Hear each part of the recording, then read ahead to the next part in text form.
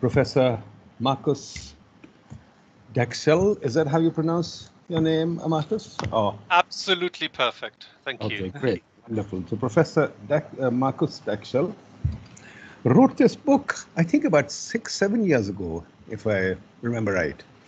Islamabad and the Politics of International Development in Pakistan. And I must confess that I don't normally read books on Pakistan, but this one grabbed my title, the title grabbed my attention, and I thought I'd read it. And it was a fascinating read. And Marcus, thank you very much for doing this. I don't want to take away any of your story, but let me just say that I found the book fascinating for 3 or 4 reasons that I'll just put out so that you can take off from there. First, I found that the struggle for sovereignty that we went through, first of all, to get an independent homeland, and then to define ourselves, the struggle for identity. I think you outlined that very clearly, what our struggle for identity was. Many people have talked about that struggle for identity, but I got a very fresh perspective from you. People normally get involved in the struggle for religion and seeking our identity in religion. You brought in the role of development in that, which is a fascinating story. And that the development consultant and the powerful began to develop a whole new narrative on Pakistan, which is associated with development. And that development narrative, we normally don't focus on it. And many of us recently have been thinking about it, and we found that we lost our sovereignty because the sovereignty lies in development, which is outside the country. So that part I found fascinating. But then also the other part that you talk about, which is very interesting, is how there was a rush to build housing for refugees. And I find the Prime Minister still building housing. So history never changes. Things keep happening. We are still building housing. And moreover, there was this struggle between the consultant and the powerful. And eventually the consultant partially won, partially lost. As happens in all struggles, somebody wins something. But eventually what came out to me was the story of rent seeking, that as we started this whole land development, housing development grab, which became the story of Pakistan, we initiated rent seeking. So that was what I got out of the book. And I think, obviously, it's a very, very personal and subjective reading of the book. But I think you'll get a much better story from Marcus. He has actually put in a lot of time and effort. And I must say, Marcus, it's a book worthy of respect. Marcus Daxel is a professor at Royal Holloway College and has spent a lot of time working on Pakistan. He's got a number of papers on Pakistan, and I think we would like to keep him engaged.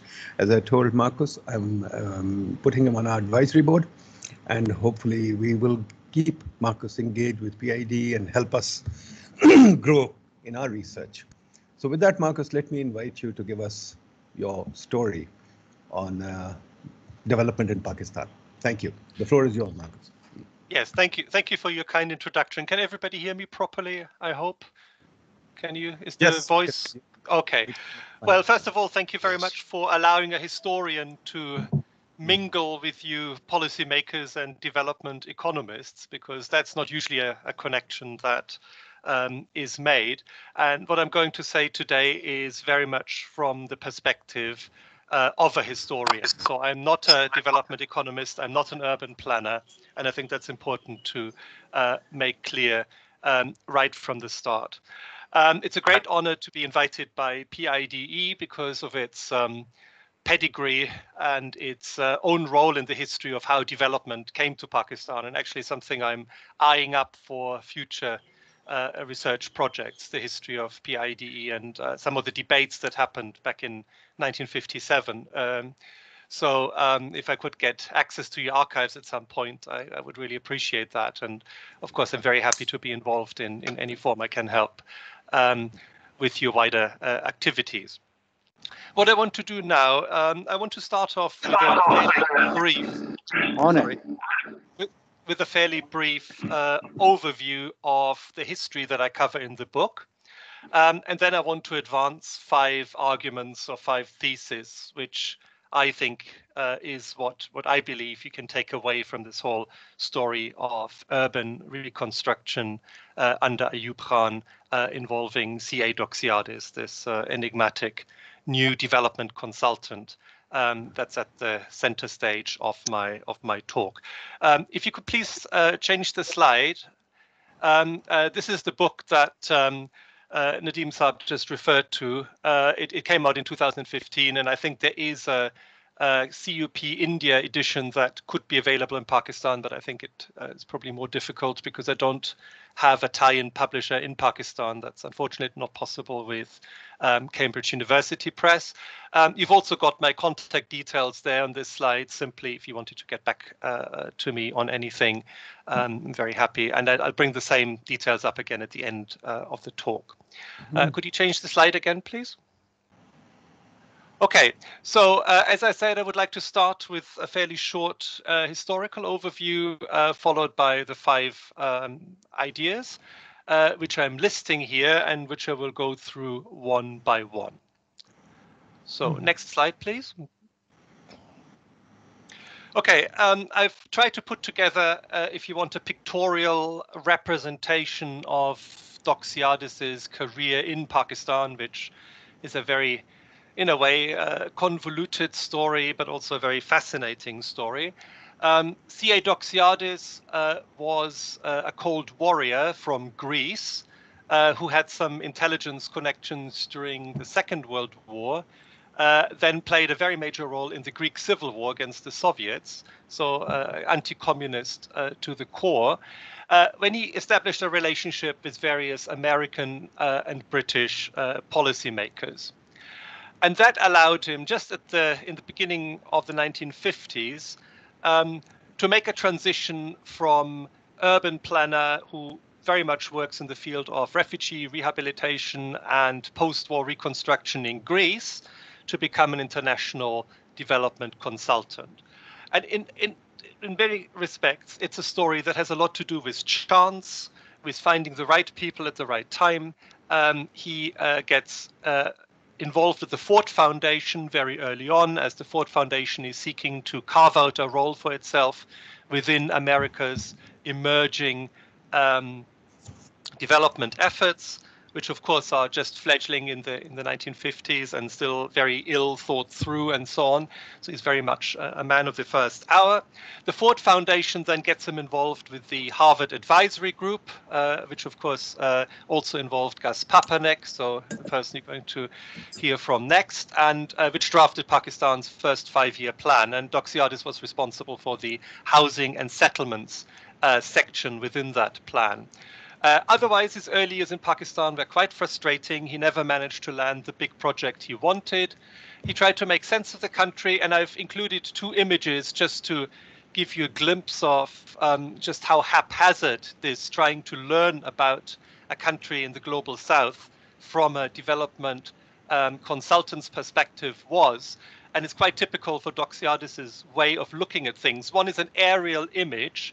So he actually tried to survey Pakistan by flying over and looking out of his plane window and tried to draw conclusions about the geography of the country. And he also did rapid surveys, sometimes at such great speed that you really wonder how he could learn anything much about the country. So this is a picture of a Punjabi village, I think, taken out of a train window. You can see the motion blur in it if you look very carefully. And it's from impressions like this that Doxiadis then put together a fairly elaborate theoretical edifice about how urban development should happen across the global south. So these travel impressions are then translated into newly emerging development discourse. He is quite unsuccessful for quite some time, but his great moment comes in 1958 with Ayub Khan's coup d'etat in October, which brings a number of important things together. And Doxiadis is very much the right person at the right time in the right place. Ayub Khan, after taking over, needs a development success in order to both appeal to its own population, of course. I mean, he's come to power on with the argument that politicians are unable to solve Pakistan's problems. So he needs an opportunity to show what a military government can do. The American aid effort in Pakistan at the same time is in dire straits, actually on the verge of being closed down. So they need a major success too. And then, of course, there's the whole geopolitical context of bringing Pakistan closer into the pro-Western camp, which you can see in the relationship between Eisenhower and Ayub in the next image. So they need a very quick success, and Doxiadis basically is foolhardy enough to take on this challenge, which is in partition refugee rehabilitation in Karachi, building a new township, Korangi, within 6 months, as it's advertised, to resettle several hundred thousands of people. And he's successful at pulling this off. He gets into a very good working relationship with General Azam Khan. You see him in this image with the Acropolis in the background. Very much Ayub's go-getting general who is responsible for various development projects, later on also as governor of East Pakistan. And the two get very close, and the Korangi project becomes an international success because it is pulled off so quickly. And that then enables Doxiadis to basically get out of the clutches of Ford Foundation funding and to get the really big job, which is the design of Islamabad, for which he lobbies very aggressively. And you can see him there with Yahya Khan, the future president of Pakistan, and of course, one of the first heads of the capital, head of the Capital Development Authority. Doxiadis then comes up with some more theorizing, characteristically. You can't be a consultant without coming up with innovative theories. So in this case, the Dynapolis concept, which underpins the master plan of Islamabad, which you then see.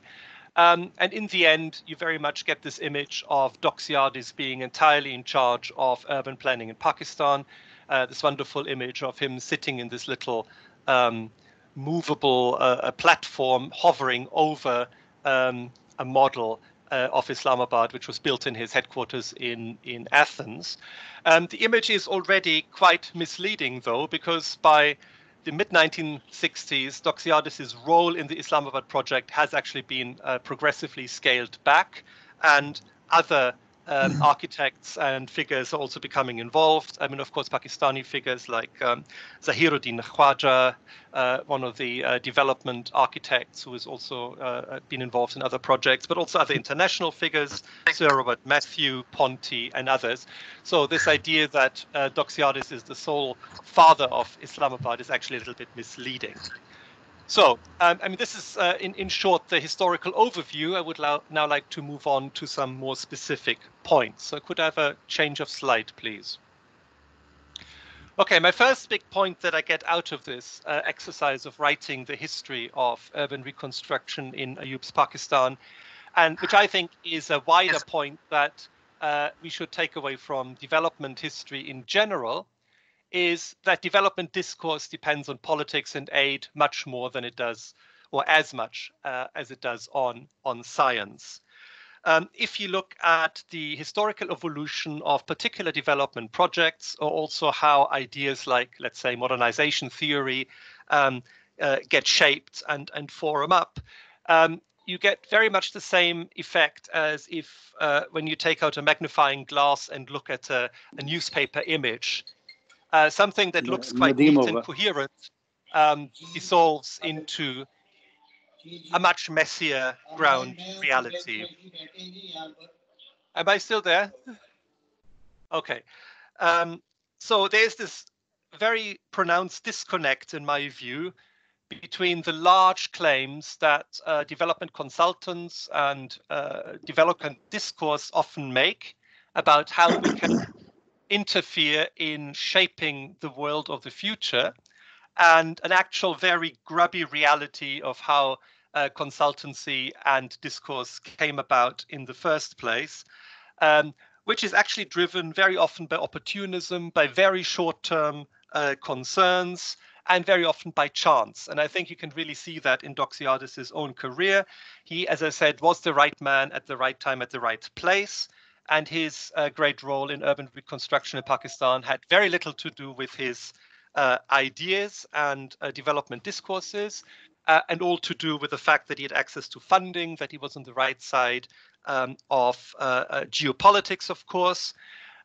So he fitted within a certain political agenda. He also fitted in with the political agenda that was domestic in Pakistan, Ayub Khan's needs at the time, but also the needs of an American political agenda, domestic agenda of Eisenhower's at the time. And you can even further than that, and you can say it actually really all depends on personal relationships. I mean, it depended on who he knew, who he was friends with, who he got on with, that he had this very major impact. And I think you can draw parallels to other examples of development consultancy and development discourse. And the bigger lesson, of course, to take away from this is be very skeptical. And I say that as a historian, with any kind of development discourse that originates somewhere and is being heralded as the next big thing that can really change social reality in a place like Pakistan, because as I said, very often it is only apparently very solid and scientific, but in reality, it's actually driven by a lot of short-term factors. And aid, of course, is a very important factor within that. Can I move on to the next, please? Yeah, so my next point would be that development projects can mean very different things to different people. And that's in many ways what I've tried to work out in the most detail in the book. So you can go there if you are interested in this point. I tried to make this point from a theoretical perspective, using a lot of Foucault's insights into how governance works. But I think I can also translate that into, immediate language and summarize it.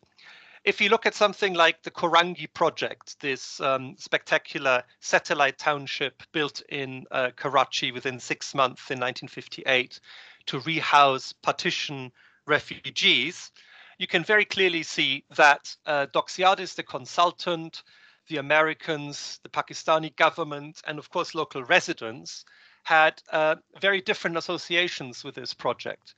And in many cases, the development character of the project was actually secondary to some of them. So, for example, for the Pakistan government, I would argue what was key was to demonstrate executive capacity. I think Ayub's regime wasn't really interested particularly in development discourse at that moment in its fullness. They didn't really subscribe to any particular version of what needed to be done to allow Pakistan to catch up with advanced industrial consumer society. They were interested in establishing, in demonstrating that they could get something done. So executive capacity rather than policy was their main consideration. And of course, executive capacity that could be used for propaganda purposes in a fairly short-term circumstances. Now, for Doxiadis, of course, there was a different propaganda objective at play here, and that was to advertise himself as a development consultant who could carry out similar projects around the world, which he also did. I mean, from Ghana to Iraq, to Latin America, and in many other parts of the world, where he found major commissions. I mean, he became a global development entrepreneur and consultant on the back of successes like Doxiadis, of Korangi. And for that, of course, he had to read the city very much as the realization of a particular kind of development discourse that he himself created. And from the perspective of the people who were actually displaced, who were cleared out of the center of Karachi, where they were living in slums, but close to work opportunities, because many of them actually worked as domestic servants in the houses of bureaucrats and the new government officials in Pakistan, being shipped over to Korangi, which was quite a distance from Karachi at the time, without a very good road connection, was actually a traumatic experience. It wasn't without opportunities. I mean, one thing that I do mention in the book is that how, for example, silk weaving entrepreneurs use this whole shifting exercise in order to increase the control they had over individual weavers under their command. So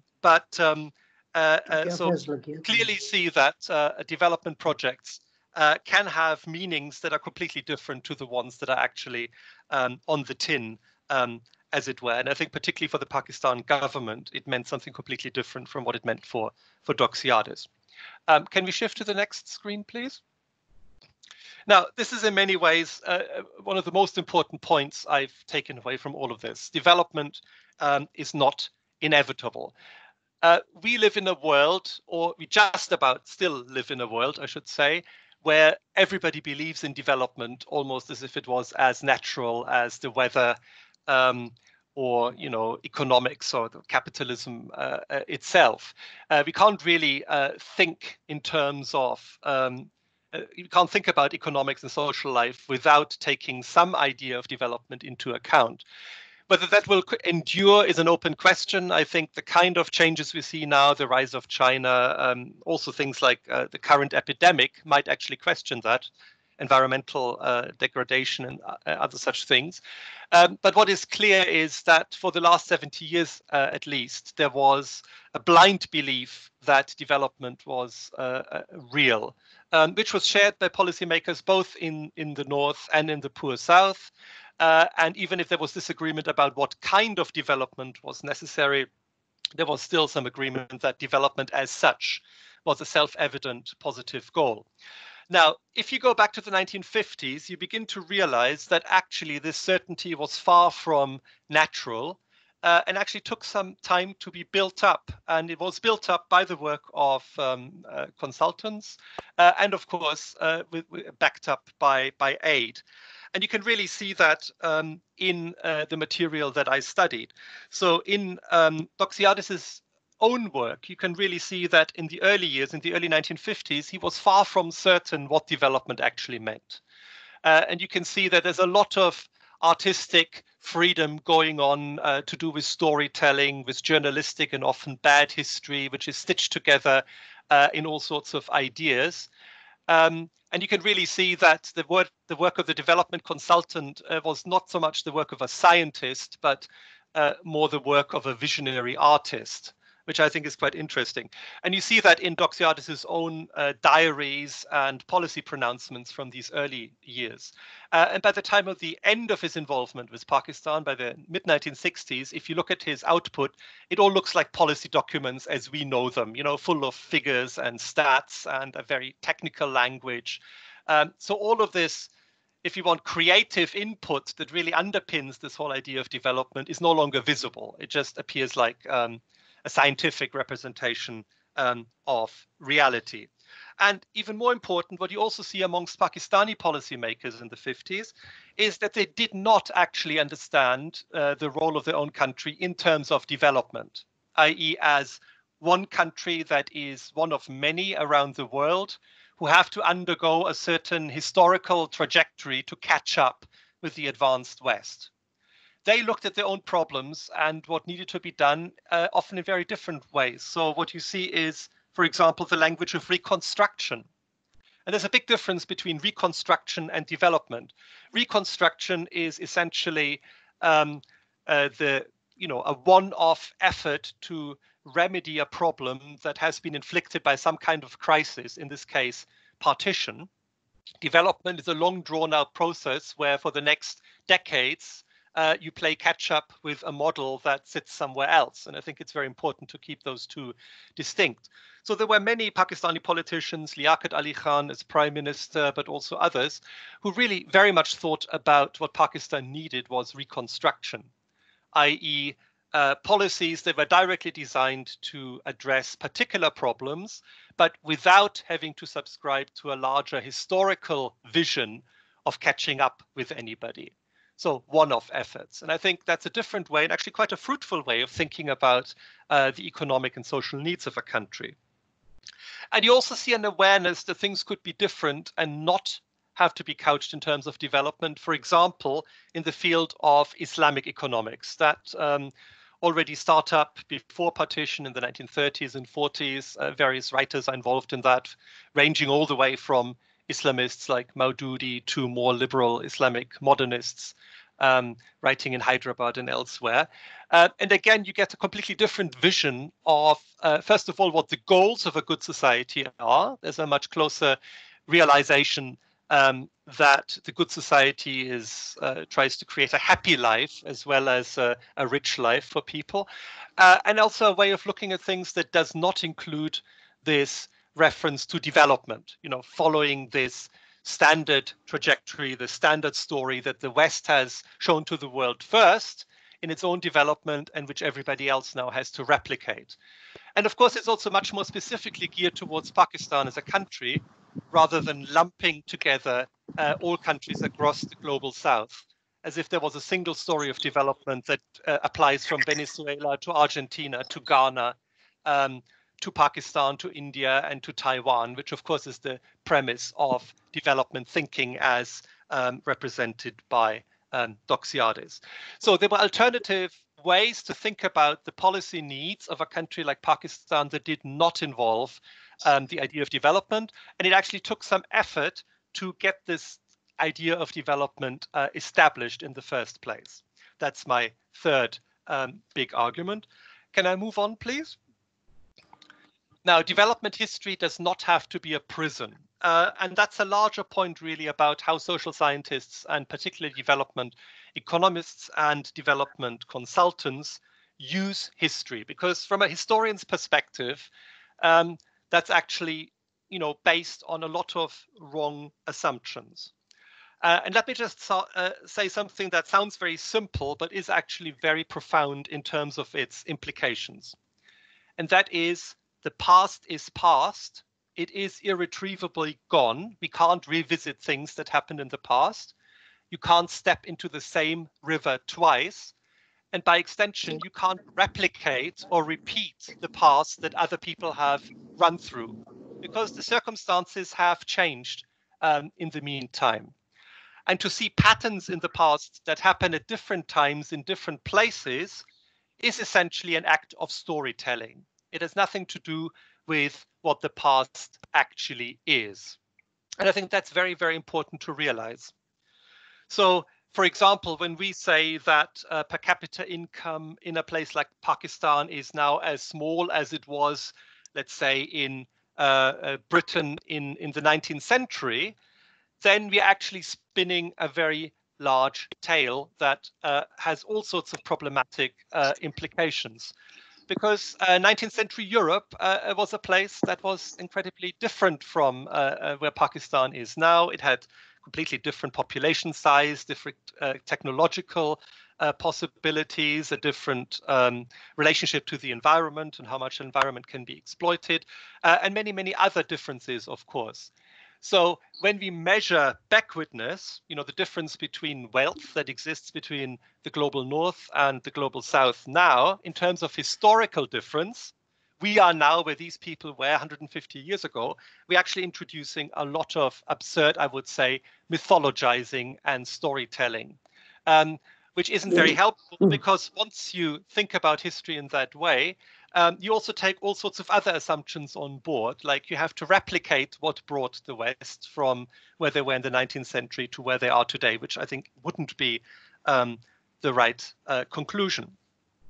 And the matter of this is that, I mean, even if you can agree on certain facts of development history, it's still an act of storytelling that makes sense of those facts. And just to give you a very simple illustration of that, if you wanted to tell the story of Korangi, and if you wanted to draw conclusions from the story of Korangi, was it a success? Was it a failure? What does it mean? What can we learn from it? Then it becomes very, very crucial where you let the story start, and even more so where you let the story end. So if you end the story of Korangi, let's say, when Eisenhower visits Pakistan in 1959, I think it was, and marvels at this achievement of Ayub Khan of creating a township within 6 months, then of course Korangi is a great success story, and you can draw certain lessons from that.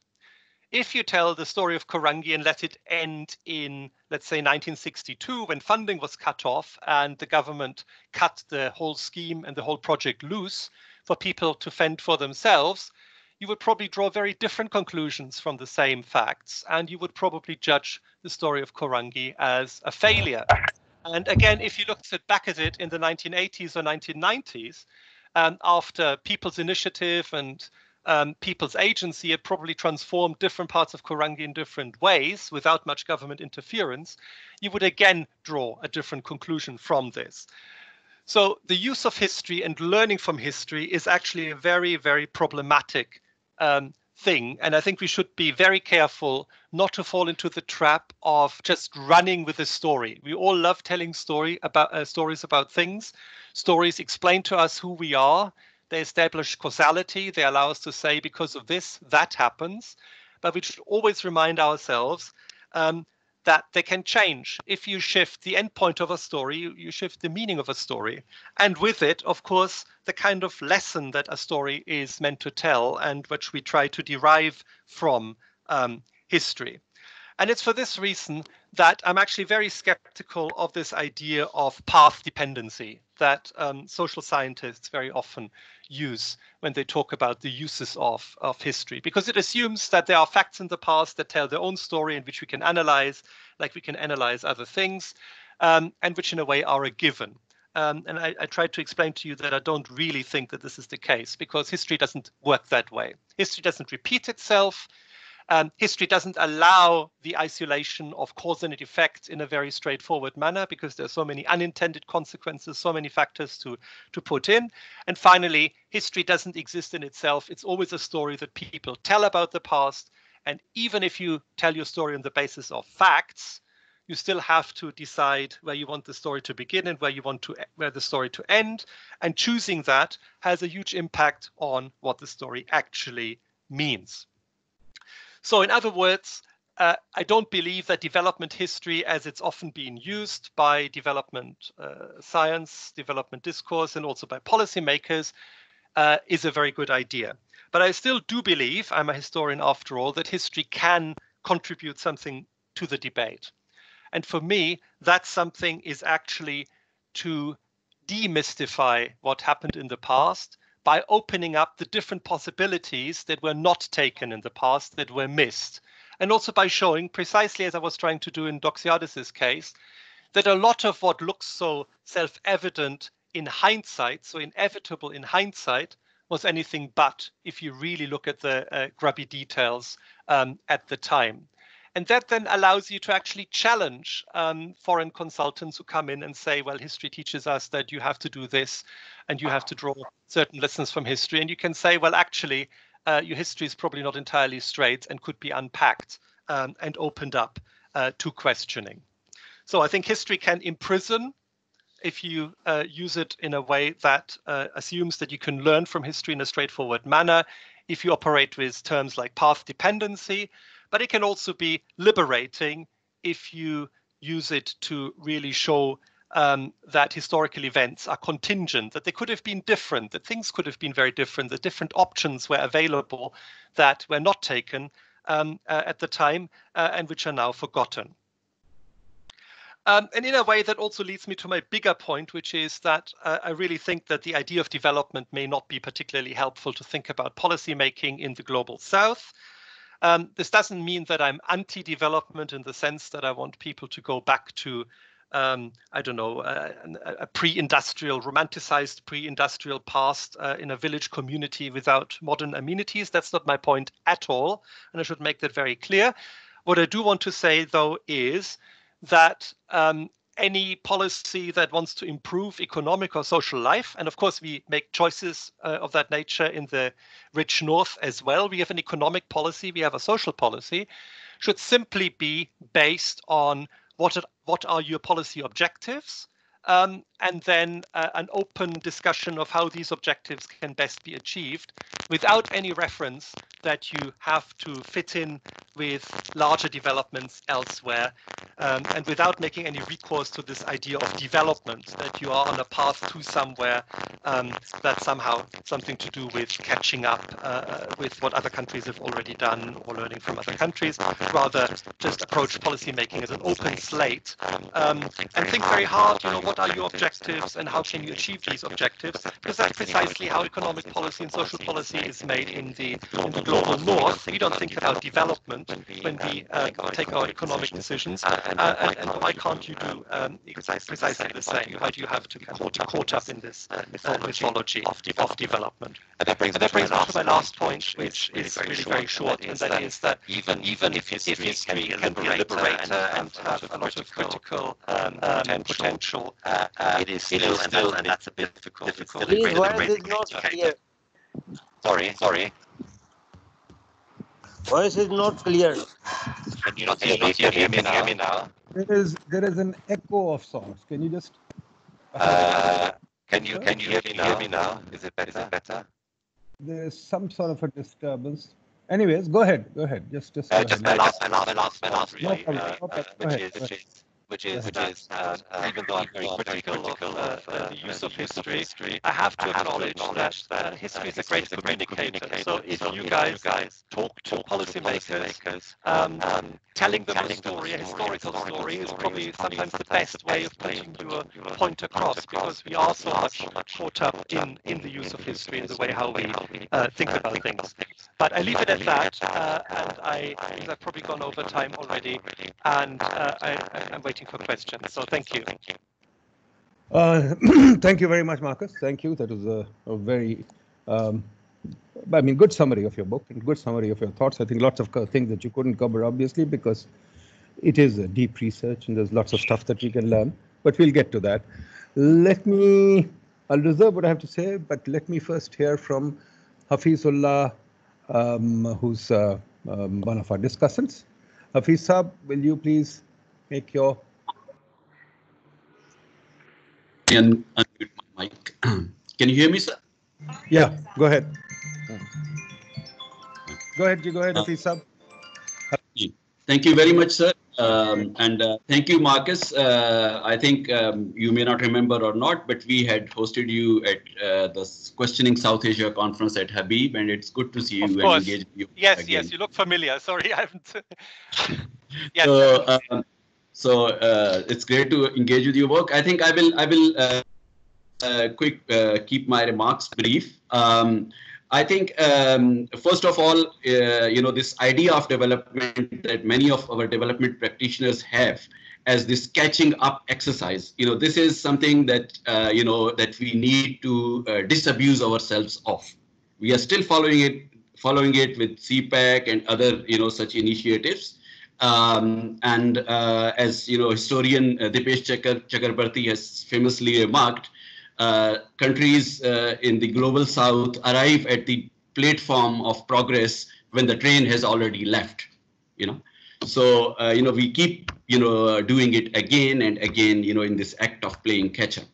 So that's sort of one sort of opening remark in terms of, what you have said. There are two specific sort of questions that, I want to put to you, to comment on. One is that when you speak about the exercise of executive power authority. So I think it's not just limited to Ayub Khan or the martial law regime that was in place. I think this exercise of executive power or an autocratic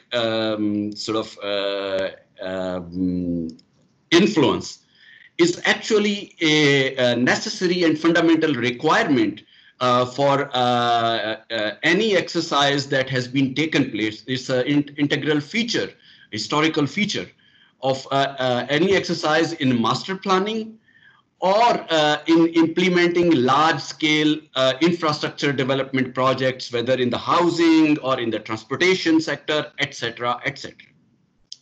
So, if you notice your work, I find it very useful and instructive because I work on contemporary mega projects, especially in the context of Gwadar Deep Water Port project. And some of the features that you have outlined are actually very similar. Of course, past doesn't repeat itself. So because both master plans and mega projects, especially in the transportation sector and housing sector, require huge displacement of the existing, landscape and of existing people. So only an all-powerful figure and an all-powerful institution can, do that. A municipal body or, as you mentioned in your book or other such agencies, they are not capable of doing that. So that is why when Islamabad had to be built, they had to establish CDA, which was an authority. Similarly, when Gwadar was being built, is being built and transformed, Pakistani government and provincial government had to establish a GDA, a Gwadar Development Authority, which works on top of the local municipal corporation and in contradiction to it. And more recently, when Gwadar is coming under, for example, the CPEC umbrella, so a SEZA, a Special Economic District Authority, is being developed, which will be working on top of the provincial government, and in violation of its mandate in some ways. So, what my question to you would be that given that there is an aspect of exercise of sovereign or authoritative power or authoritarian power, whether it is exercised by someone like Ayub or it was exercised across the border by Nehru, who was a democratic figure. So what are its consequences for deliberative politics? What are its consequences for, input of the people, into the planning process, so to speak? So that's one. The second question has to do with the tension between the exercise of development and the post-colonial bureaucracy and politics that you have outlined. Now, again, I find it interesting that question is also repeating itself in the current moment that we are living in, because what we are seeing right now is a second coming of development, couched as globalization, or what some scholars like me like to call it neoliberalism. Where very large scale transportation projects, are being implemented again, whether under the umbrella of CPEC or otherwise. So, and this is also accompanied by the spectacle of development. So if you look at Gwadar, it is still that same old dusty town. Nothing has transformed after 10 years. But every week or month, an entourage of foreign diplomats or high-level officials, accompanied by, like a huge security squad or detail, and with their sirens blazing, enter the town. They are taken to the Gwadar Deepwater Project, to the PC hotel that is built on the top of the mountain, which is a ghost hotel right now. It's empty, but they are, so there is a certain ritualistic aspect, to this exercise. And, and I was wondering what it is about sort of this kind of tension between what is, development theory, or as you pointed out, development, sort of more professional or scientific notion of development, and the post-colonial bureaucracy that sort of, that leads to this, kind of outcome. So that's all from my side. Thank you very much. Should I answer this straight away, or do you want to collect more questions? Can you hear me? Yeah, I can hear you. Yeah. Sorry, Marcus, just wait. We've got another discussant. He's a great fan of yours. He's been reading your book and talking about it a lot. Naveed Iftikhar. Naveed, can you please come in and talk about the book? Yeah, thank you very much, Nadeem Saab. You've rightly said that this is one of my favorite books, and I present the title of this book in my every presentation. So part of the reason that this book sale is rising in Pakistan, then I also deserve some share in royalty that Marcus is getting. So thank you very much, Nadeem Saab, for inviting me. So I'm not a historian as a student of public policy. So what I'll try to do is to draw a few lessons from the history that Marcus has explained, and then trying to make sense of those lessons in contemporary public policy in Pakistan. So that's where I'm coming from. So I won't go into that history. So I'll just try to relate, these lessons that I've got from this book, and then I'll try to, sort of make sense of those things in contemporary public policy. So the first thing, so I go to different universities, I give lectures. So often people ask me that what is the topmost problem that Pakistan is facing. So they ask me fiscal deficit, they talk about current account deficit and everything like that. But I always come up with the term that Pakistan has a thinking deficit. So the kind of problem we are facing, that as a society, as a state, our architectures, our apparatus, our machineries are not used to think actually. And when we are not used to think, then what we do actually, we try to borrow thinking from others. And that not only happened in case of many cities, the way we developed Islamabad or many other such urban projects, but still we are doing in a number of ways in many fields of public policy or development policy. So the first thing that I want to, maybe that aspect, Marcus didn't highlight on that, and I understand that was a more historical explanation of the way things happened. But I think, so building on that thinking capability, what I'll share with you, that the way this deficit has happened over the time in Pakistan, this was a stereotyping of calling nations as a developing countries or something like that. So then it, sort of forces us to think that we are developing, and then there are developed nations as well. So if we need to, think, then we need to go towards the developed nations. So that practice still continues as in today's Pakistan as well.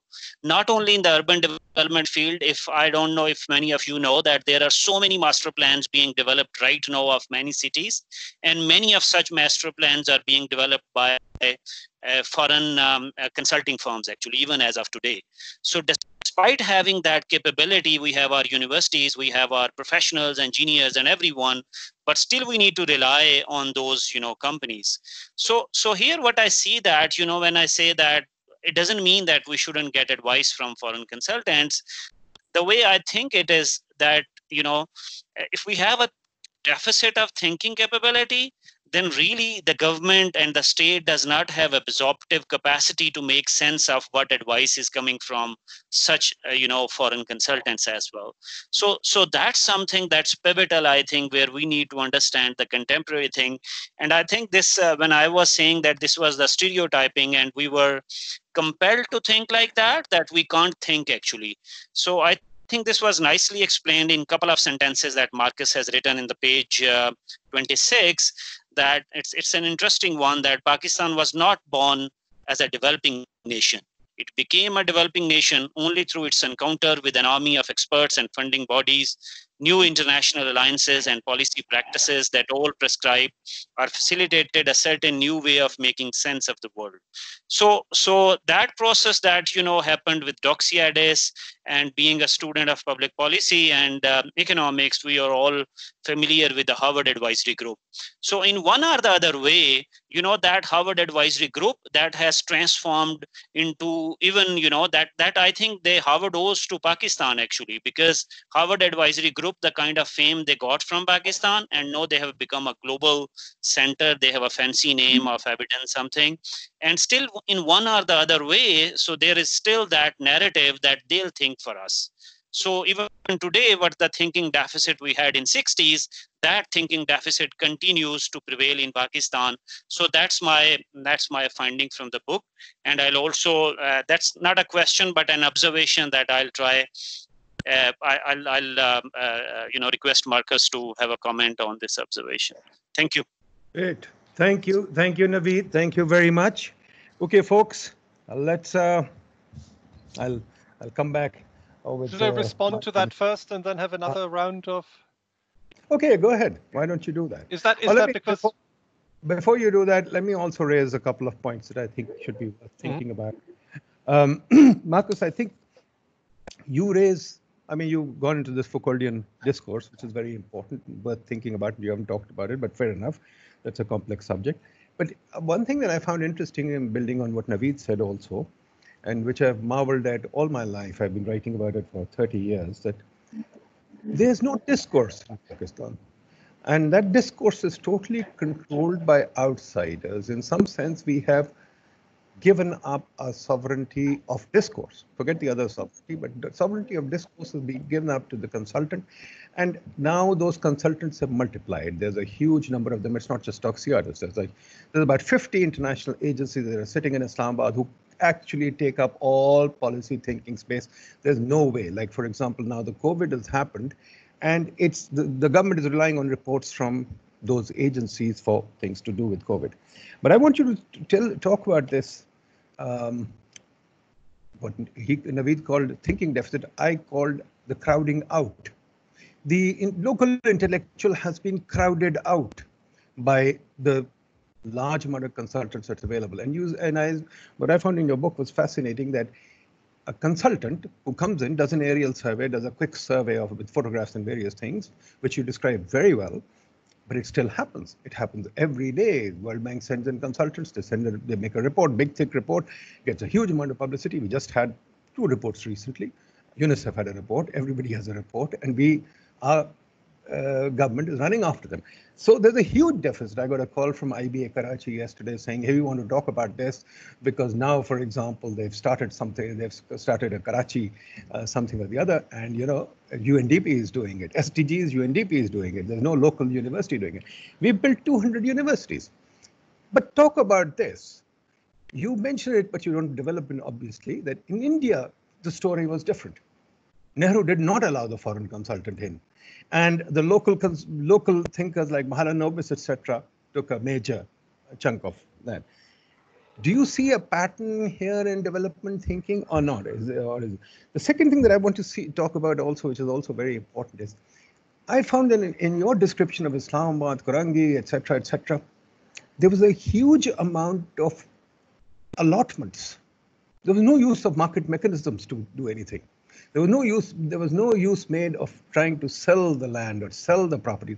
It was through allotments that's what I talked about. The rent seeking began very early. We began talking about allotments, not trying to sell through market means. So that was another side. The third thing that I want you to talk about is, again, this didn't come out in your talk, but comes out in the book, but tangentially. Doxiadis didn't just make Kurangi and Islamabad. Doxiadis made 3 of our major universities. Right? He made us Punjab and Faisalabad. But our universities, even though we've had them for a while, play no role in the discourse. They are only brick and mortar. And what I wrote a paper recently, that we just do brick and mortar. We don't do any intellectual development. So yes, Doxiadis made these fancy campuses. But in the 70 years of our discourse, have those campuses played any role? So even though we pay lip service to education, that education doesn't seem to enter our discourse. So these 3 things, if you can also address, then we'll go to the audience. Okay, thank you. That's great points, and thanks for your kind words. It's always good to know that people engage. I mean, the first question about sovereign power, I think, is very important, and I think there might be something in the nature of the post-colonial state in South Asia specifically that privileges sovereign power, or if you want, executive capacity over everything else. And it might have to do with the fact that this particular state, first of all, of course, is a successor state to colonialism. So when a newly decolonized nation emerges, claiming this agency that was taken away from people for so long and was claimed by somebody outside becomes very, very important, and perhaps becomes more important than actually thinking about what one should do, just the ability to do things. And it's also something to do with, I think, this kind of very peculiar mix of weakness and strength that a post-colonial state, both in India and Pakistan as it emerges in 1947, in a way, doesn't have the capacity to control its population by the means that are, for example, used in some of the countries of the rich north. It doesn't have a national health service. It doesn't have a generalized education system. So a lot of the kind of soft power that nations of the north actually rely on in controlling their populations, in which then allow them to actually take a kind of fairly hands-off approach. I mean, they don't need to show sovereign power police force, military, and so on very often. And actually, you know, nowadays with the coronavirus, that's a kind of exceptional circumstance when you begin to see the executive power of the state again. But under normal circumstances, they can leave a lot of things to be run by the market, which states in the global south can't do in the same way because their soft power infrastructure isn't in place. And that means that they have to rely more on executive power, on sovereign power, which by its nature has a kind of spectacular theatrical dimension. I mean, it needs to be demonstrated to the people who is boss for this power to be actually tangible. And I think you do see that, of course, in the big infrastructure projects. You do see that in CPAC and developments in Balochistan, because it is only around infrastructure projects that this executive power can be deployed in a spectacular fashion. It's one thing to build a highway, which is then visible to everybody, and it's a very clear statement of what the state can do, to, let's say, changing the curriculum in primary schools, over which you don't really have a lot of control in terms of, you know, how it's enforced in the local level, and which doesn't make the same spectacular impact. So I think there is something about this peculiar mix of weakness and strength, the particular mode of how governance works in the post-colonial state. And of course, that's shared between India, Nehru, and Pakistan. So it's not a privilege just of Ayub's regime. I think that's very clear. But I think there is a connection between the way how Ayub's regime justified itself, precisely that the politicians before weren't capable of making these kind of grand statements, and that the military was better capable of doing that. And what actually happens. And you also see it in the proliferation of these new agencies like the CDA, the GDA, which are precisely attempts to bundle executive agency, because otherwise it kind of dissipates a little bit too much. Now, what I disagree slightly with is the link to neoliberalism, because I think neoliberalism is actually a very different model of governing people. And I think Foucault's analysis, in a way, actually is based on neoliberal thinking. I mean, neoliberalism wants to turn everything into markets. It wants to let people get on with their own lives with minimal outside interference. It wants to create the infrastructure that everything can run on market forces. And I think that's precisely not what's happening with this spectacle of development. I think that's a kind of different model, which is probably imported from somewhere else. The second birth of development thinking has probably a lot to do with the rise of China, I would say, and not so much with neoliberal thinking, which is probably on the way out, which might be an interesting interesting side to that. Now, in terms of, and actually what's interesting now, I mean, the bigger question that was raised is, you know, do master plans still have a use? Do we still need large-scale state agency, for example, to shape cities, or can we leave all of that to market forces?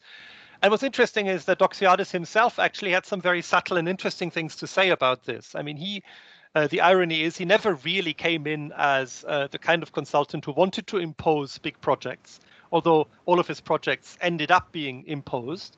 But he very much says that all the planner has to do is to coordinate and to create the framework for people to be able to take initiative and go about their own life without having any imposition from above. So it's sometimes quite interesting to read the small print and how the small print actually differs from what's actually happening. Now, in terms of the thinking deficit, yes, I mean, there's always a thinking deficit. There's also a thinking deficit, I think, in the global north. I mean, we've completely run out of ideas of what's going to happen next. I think, you know, so you're not alone with this. But I have another, and Doxiadis again himself has something to say about this. He says if you do have a thinking deficit, as Navitsa put it, and you bring in foreign solutions to a country, then the locals only have the option of implementing them in a very rigid and top-down manner, and without really being able to adopt them for themselves, which is precisely what he didn't want to happen. But I sometimes wonder, I mean, what is the actual use of consultancy advice and of development discourse in a place of Pakistan? And that also brings me to Nadeem Saab's question. And that is, well, how relevant was it really in the end? How relevant was the Harvard Advisory Group? How relevant was Doxiadis?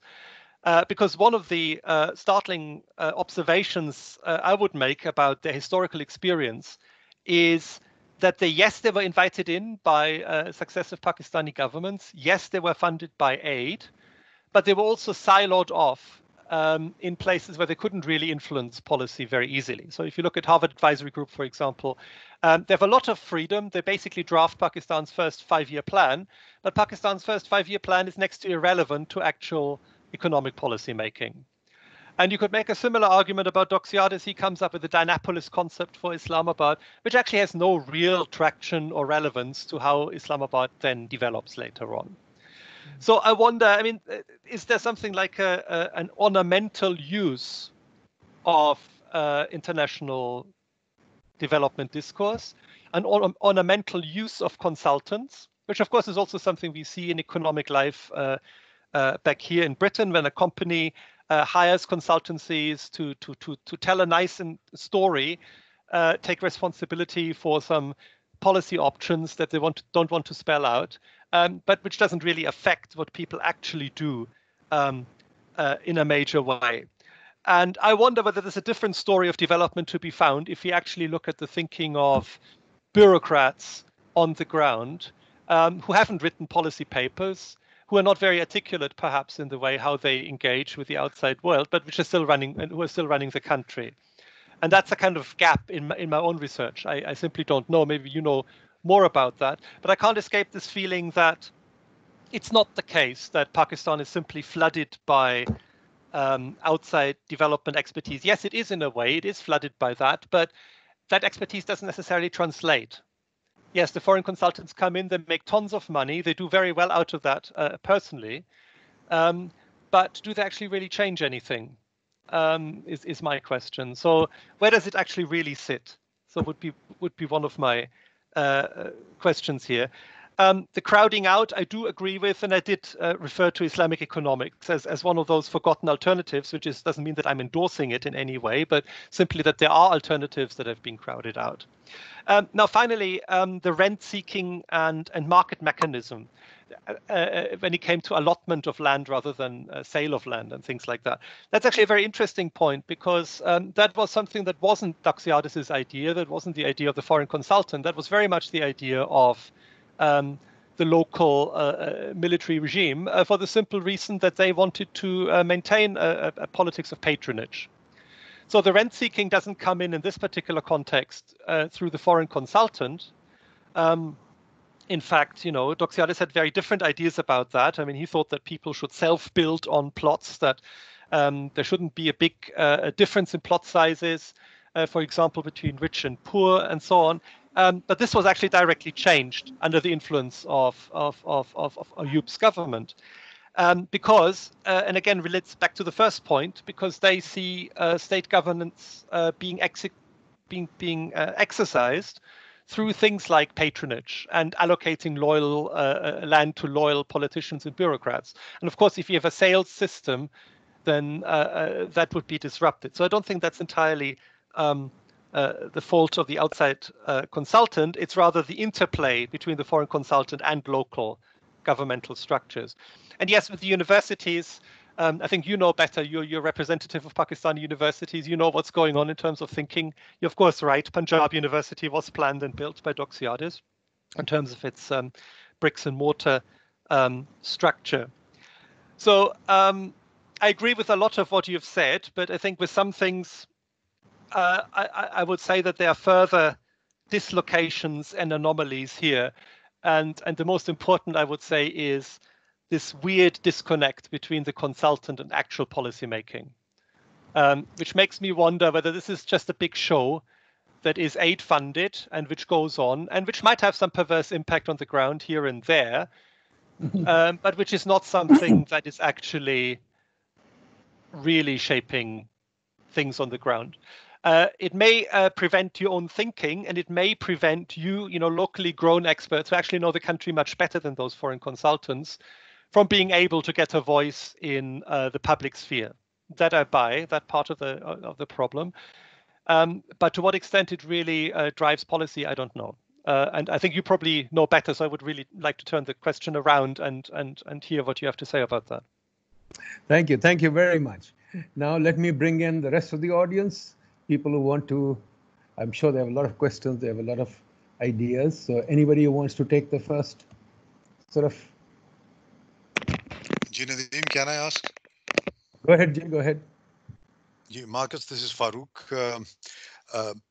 You spoke of Ayub's initial project as a politically motivated project like Korangi and later on Islamabad.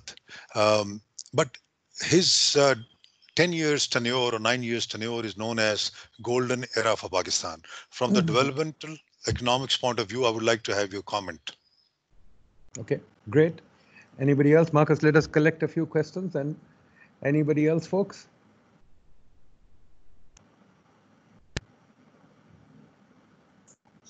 Hi, I don't know whether you can listen me. Imran Muhammad speaking from Massey University, New Zealand.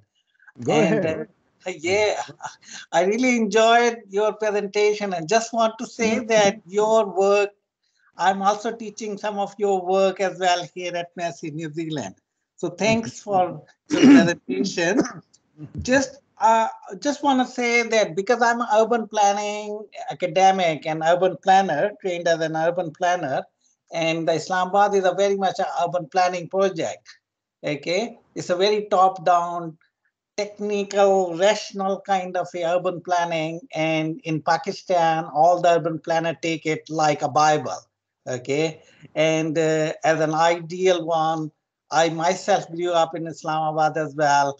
Unless I have seen the 80% of Pakistan, I didn't realize that how the Islamabad sucked all the money of the whole country into that development project. Okay, but I just want to add that you mentioned, I mean, a few people mentioned about these consultants and the role of the Harvard Group. In my own research, actually, I mentioned as well. But here, I think there's the local elites or these projects can be elite. It was become like an elite captured of these projects. For example, the Islamabad, the model of the Islamabad may be not fully implemented, especially the Islamabad, Rawalpindi part.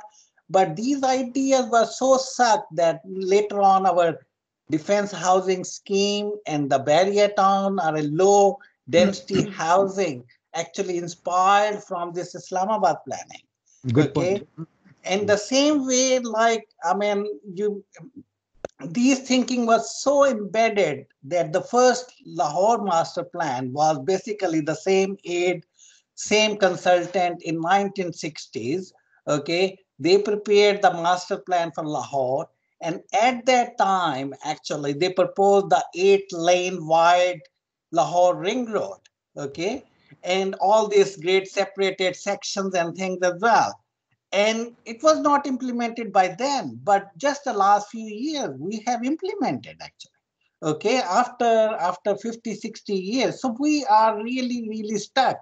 And I think these consultants have influenced a lot in terms of the local thinking and elite capture kind of a projects. So again, what you mentioned about the path dependencies, actually they have created a path dependencies, and we are just stuck now. Actually, we are stuck now, and so I think I just want to add that it is really important to decolonize the urban planning, and I mean going beyond these aid agencies and consultants, and we have to make it a little bit more about our socio-political realities. We have to bring it. Thank you. No, very good point. That's, I think, can I ask? Yeah, sure. Can I ask I think it goes a long way to making this point. Yeah, just a minute, Ahmed. That goes a long way to making this point about your differentiation between how influential the consultant is, because the ideas remain, although they get distorted, and you as a historian should know they do get distorted. So, Amer, go ahead. Yeah, thank you very much, Marcus. Very nice presentation. Actually, I am one of those few dumb people who hasn't read your book. So you please kindly present me one, since Naveed's going to get the royalties. I'm sure he can afford presenting one to me. But I mean, I find this entire discourse interesting. So I'll take 2 minutes, and these are questions for you. The first is, I mean, you have here Nadeem, the Lord Guru of the IMF, now reformed. You have Naveed, the Lord Guru bureaucrat, who's now reformed. And, you know, so in a way, all the players that you have in your puzzle and in these in the sort of discourse that was given post your presentation are there. Now, let me pause it, because I'm really very excited by one statement that you have challenged, that, you know, this way we use consultants. And I want to take that forward and maybe get your second views on those. And that is that the current romanticism with the past in Pakistan is also knitted very closely into that fabric of the consulting narrative. So let me give you a simple example. We had what is the French design, the Karachi airport, which was then cut and pasted over time for Lahore and eventually for this by NESPAC.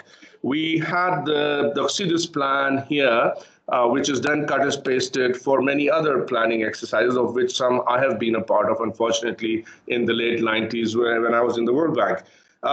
The local consulting industry, in fact, feeds on this romanticism for past. So in a way, I challenge that, yes, while you said that we use the consultants as ornaments, but at the same time, these ornaments are then cut and pasted with a little, so in other words, they replace the rather simplistic, sort of very squarish feel of Karachi with some arches and made that into the Lahore airport.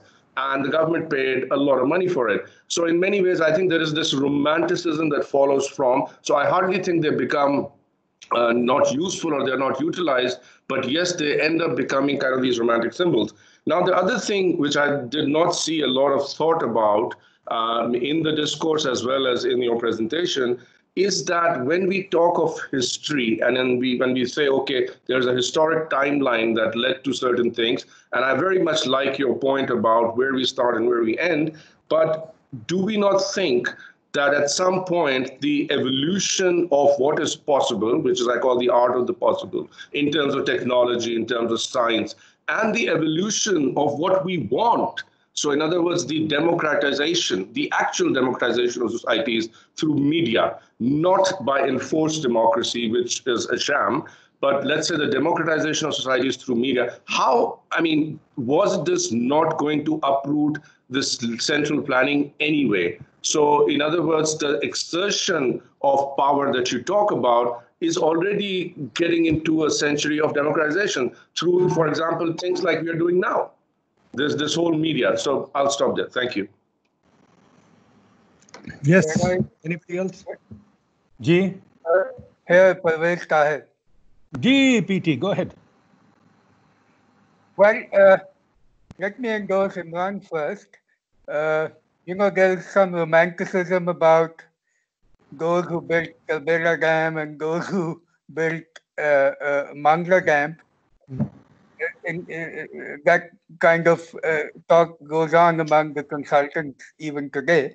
But anyway, I want to sort of take you back to when development, so-called development started post-World War. Development economics, I think, was a continuation of what was taught to Indian civil service at Cambridge. It was called colonial economics. So the civil service, development, colonialism, you can see a certain interconnectedness there. I would like the comment of the main speaker on this. And also a clarification. I think he meant second 5-year plan, which was a Harvard creation. The first plan was quite an indigenous product. Thank you. So kindly check the chat window. There are a few questions written over there. Bataएं जी क्या है? Just tell us. I can't find them. What are the questions? Should I have a go at? Sorry, should I have a go at answering some of those, because they might get too many then in one go. Okay, go ahead. Go ahead. If that's okay. Yeah, go ahead. Okay, can I start with the last one, perhaps? I mean, with the first 5-year plan and the Harvard Advisory Group, I think the Harvard Advisory Group arrived after the plan had already started, but they then took over and drafted it. So the plan was only enacted, I think, just before Ayub's coup. So there is this disconnect that it meant to cover 1955 to 1960, but it was only published in 1958 to begin with.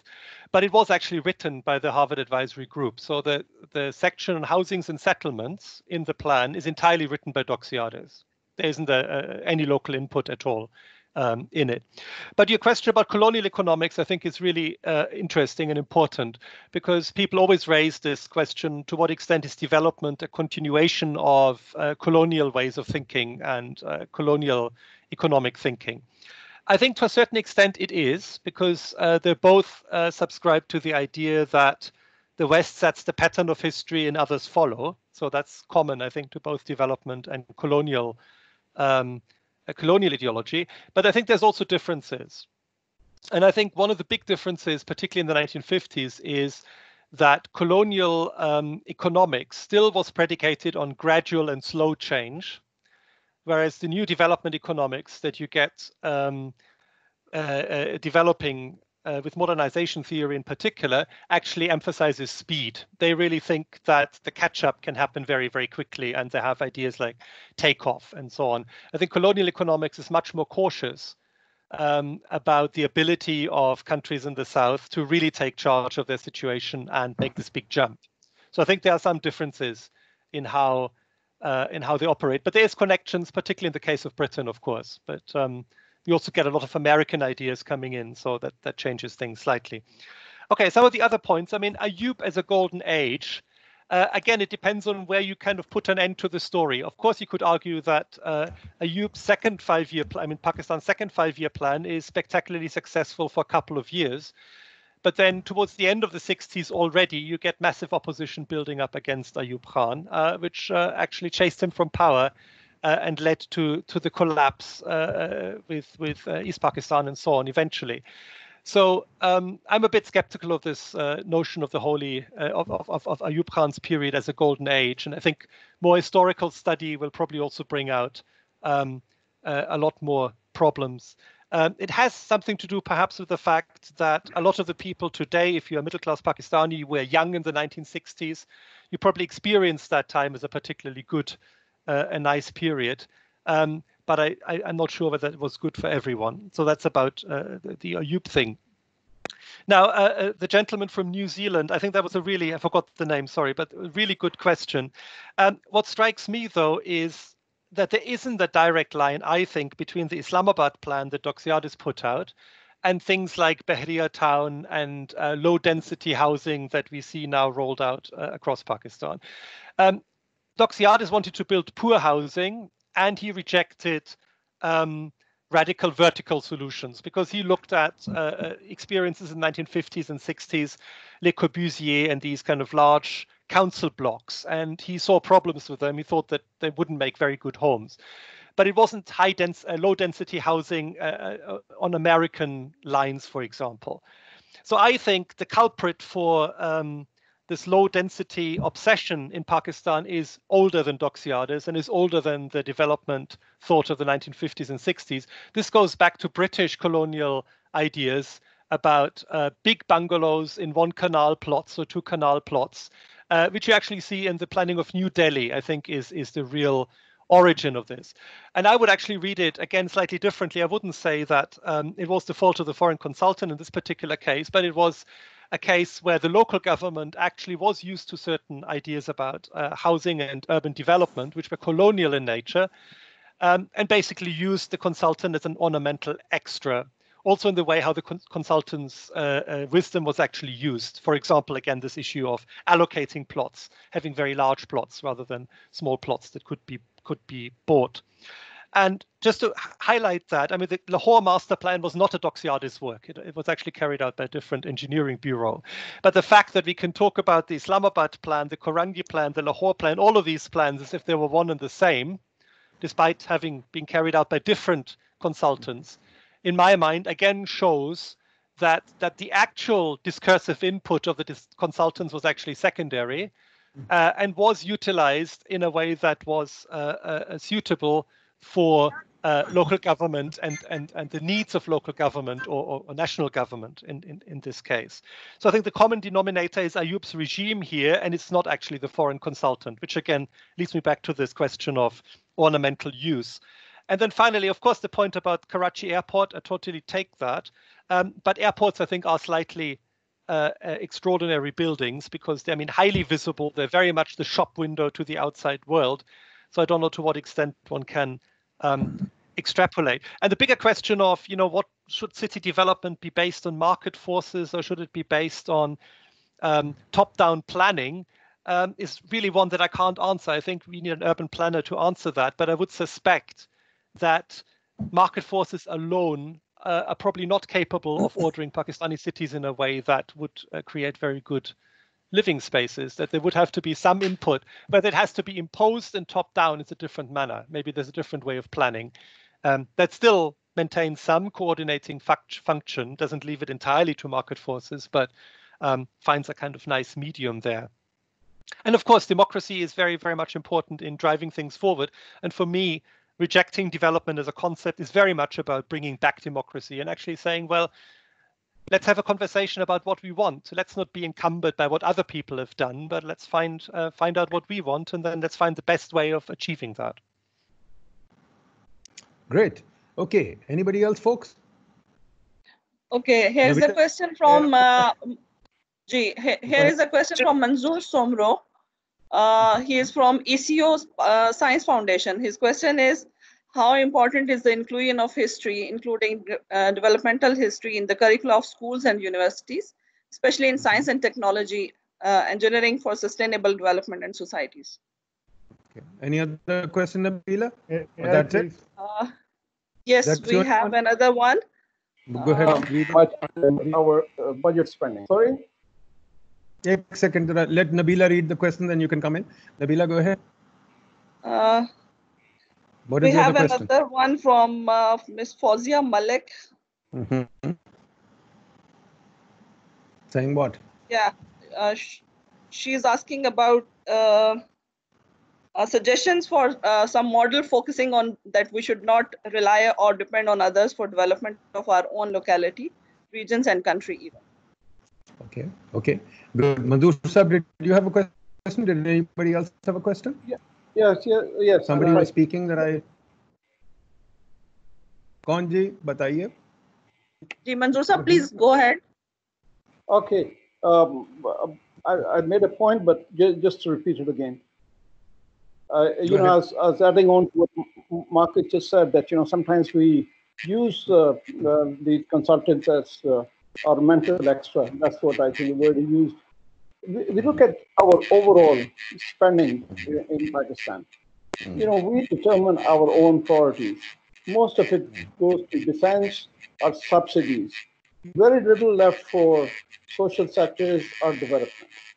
And, you know, then we end up blaming consultants, etc. Consultants do have a role, but this is a big industry, not only in Pakistan, but all over. I think in Asia Pacific, it's something like 50, 60 billion.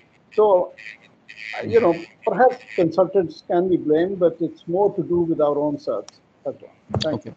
Good. Thank you. Okay. Can I ask a question? Go ahead. Ji, Zahra. Yes, this is Zahra Aftab.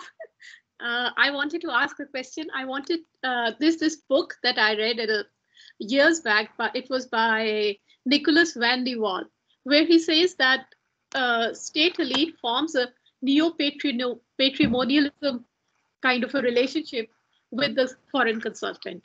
So it's not just the foreign consultant, but we locals are also culpable, and we, together with the foreign consultant, form these projects. And in the end, aid then it's difficult to get aid to the people. It's the state and the foreign consultant which together sort of monopolize the aid. And I wanted you to sort of comment on the trajectory. Maybe this part dependence, we started from that route and we are there now, or where we are. Your comments, please. Okay. Maybe I have a question. Okay, go ahead, Samia. Yes, my question is, it seems to me more with a little bit of a context. It seems to me that, and maybe, and this is what I understood from Samia, can I interject for a minute just before you go? Marcus, Yes. you must read Samia's book, So Much Age, So Little Development. It is kind of another input into your. I have read. You have read it. Okay, so yes, here's the offer. Go ahead, Samia. Go ahead. Thank you for that plug, Nadeem. So it seems to me that we are talking about kind of a redefinition or a new definition of the word development. And Marcus, is it my wishful thinking, or is that what you are also saying? Because in the context of the health sector, it seems that we are developing very rapidly. We have medical universities and we have hospitals and we are, producing enormous number of doctors and have increased medical schools. Yet the indicators barely move. So it seems to me, and it seems that, the international technical experts are also in some sense helpless because we don't have the capacity to either utilize their expertise or utilize it in such a fashion that the outcome is not what one had expected. So is it my wishful thinking, or is that what you were also suggesting, that we redefine what actually development actually means? Okay. Okay, folks, any last question? Otherwise, we'll go to Nadeem Khurshid. Who is this? Sorry? Nadeem Khurshid. Go ahead, Ji. Go ahead, Nadeem Saab. Thank you, Marcus, for a wonderful presentation. It's been very enlightening to us. I'm a practicing urban planner and belong to most, criticized private sector. My experience with the master planning and city planning exercises is like it takes the process. Our bureaucrats and some people sitting in the development authorities make a TOR, which every consultant has to follow in any case. Whenever we try to put in some innovative proposals like on community-based interventions, they oppose. They say, you don't know anything. Let's do it the way we know it. The second thing is about the Doxidas plan. He actually put in what he learned from, that era. That in US, the whole planning was to keep the, black people away from the urban centers. It was like a apartheid planning, and their motor industry was growing. So he planned this city as per the fashion of that era. So we cannot blame Doxidas very much for his wrongdoing or right doing. So this is actually us who has to guide our foreign consultant what we want. I also second the opinion given by Dr. Imran. We are very much in love with the Islamabad planning model, and let's not forget, where did the Ayub come from?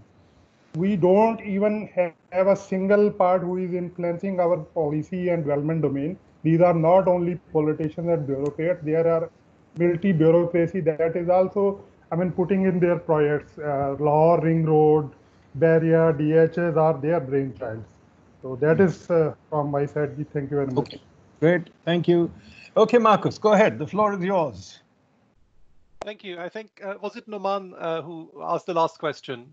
No, that's Nadeem. Nadeem, sorry, because I can only see an N on the screen. So no problem. No problem. So let me take that first. Thank you very much. I think that is really what I was trying to argue in many ways. And I think when we refer to the Islamabad model, we don't really just mean Doxiadis' model, but we mean some Pakistani post-colonial version of that model. And of course, what my book also shows, and which I tried to get to in detail, is where the consultant and the local authority actually disagree. And there are many cases where Doxiadis espouses opposite opinions on something, and then let the executive authority decide which one they want to pick. And once they've picked one, he dresses it up as if he was always sharing their opinion and so on, and gives a nice scientific justification for it. So I think there's a lot of flexibility.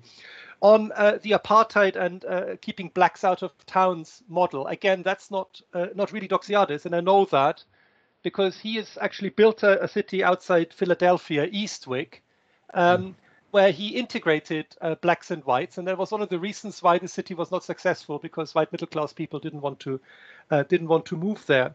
So I think this keeping people apart and keeping the riffraff out, again, is very much a colonial model that has been taken over by Pakistan's power elite. Thank you, Sonia, for your intervention. I do like your book, and it's actually quoted in my book as well, because it does in the present what I was trying to do from a historical perspective. So, and I really love your story about, I think it's was it the Swedish reproductive health official working in Peshawar? I mean, it's a wonderful, wonderful story. And I think I do agree with you. Yes, we need a new idea of what development is, or better still, perhaps, stitch the phrase all together to have a clean field of how to think about that, although it has the disadvantage that it doesn't communicate as well to the wider public who are used to this language of development. So maybe it is better just to use the phrase, but to give it a new meaning. History in the curriculum, yes, absolutely, particularly in science faculties. But one has to be careful, because scientists have a tendency to use history as if it was the Bible. So they probably then come up with a version of history that says X and Y have done this in the past, we must do the same now, because they have a very fact-based way of thinking and don't always appreciate that history is storytelling. So I would say, yes, do put in history, but make sure you teach it in a way that uses history as a way of inquiring about something, rather than history as a set of beliefs and ideas that you have to learn in order to learn from it, which I would find problematic. There was a lot else, but I don't think I can quite fit it together. So I will stop there, if that's okay. Thank you very much, Marcus. Thank you. This is a wonderful debate. I think it's very energizing, very fulfilling to me, at least. The only comment that I'd like to make at the end is, I think, Marcus, you'll also agree, and everybody will agree, we do tend to think in terms of binaries, and this point is being made by many philosophers, so I won't take, but I think, quite frankly, we are thinking of consultants versus locals, which is really not the case. So discourse, as you pointed out, Foucault, etc., has to be much broader. And quite frankly, if I look at policymaking in the UK or US, for example, consultants do play a role, but so do so many other groups. In Pakistan, what is missing is, and that's why we have so much of the consultant debate, because the consultants, for example, the Harvard Advisory Group had a larger than life role. For example, a book, you hardly mention Mahbub Paul, who was one of our top, maybe mentioned once or something. So technically speaking, he didn't play that much of a role in the whole thing. PID was there, didn't really play that much of a role. They were the Bengali economists who were very good. They didn't play that much of a role. So the question really is not thinking of the binary, but I would like to use the analogy of that famous book, Commanding Heights. Who had the commanding heights? And the thing that we are talking about is the commanding heights have been held by the consultants, and obviously the partners have been the bureaucrats. And there you also mentioned in your book that the Harvard training of the bureaucrats started very early on, and we know it happens even today. That training that they go, and you mentioned in your book that was really a merry trip, a jaunt. They really enjoyed their trip overseas. It's still happening. So the trips are there to buy in the bureaucrats. It's not as if the bureaucrats have a mindset of their own. So what emerges eventually, like any baby, it takes two to make a baby, but the baby that emerges is not necessarily the same as the parent. So yes, of course it happens. And the other thing that's also very important is that whatever we do is very contextual. Corbusier, whoever, I can't seem to pronounce his name, or Doxiadis, or the famous Garden City guy, whatever the guy's name was. All these guys now have been proven kind of dated, because their thinking was of that time. They were reacting to the car or taking the car into account, or whatever. So I think there's a very important thing to mind. Even the old thinkers are kind of dated. But one thing which is very important, another book that I just recently read, Applebaum's The Economist's Hour, he talks about how Milton Friedman conquered the world with his ideas. And even though everything that Milton Friedman said was not accepted, but Milton Friedman's ideas still prevail. And all of them don't, but some of them do. So it's the same thing with consultants. Ultimately, what matters is that ideas rule society. And ideas have to affect society in many different ways. And most importantly, where I feel it matters is local government, local ideas. This is where Balochistan is suffering because there's no local ideas. So one of the elements of discourse that we are missing is the local intellectual who is capable of bringing in the local discourse, which we unfortunately don't. But I think this discourse will carry on. We'll bring in Pak Panek. We'll keep informing you. Hopefully you will join us on many more of these discussions, Marcus. And as I said, I'm going to call on you again and again to help us out in whatever we can do. Help us think, help us learn, help us understand. And folks, thank you very much for joining us again. We shall continue this dialogue. We will have on Saturday morning at the same time, we'll have a discussion on how to make stable government in Pakistan. Our governments are very unstable. They're very rancorous, very contentious. So we've got some very good thinkers coming in to talk about how we can make our governments more stable, what kind of frameworks, institutions, changes that we need. Because ultimately, I think the question that everybody is reaching out for is where are our institutions? After all, the institutions stand up to whatever ideas there are. And our institutions don't, unfortunately, stand up to, even though Marcus seems to think they do, but our impression on the other side is that they really don't. They are able to bastardize whatever has been suggested, but they're not able to carry the ball. And that is something that we will take up on Saturday. Thank you very much, folks. And hopefully we'll continue the discussion. Thank you all. Thank you. Wonderful discussion. Thank you, Marcus. Bye-bye.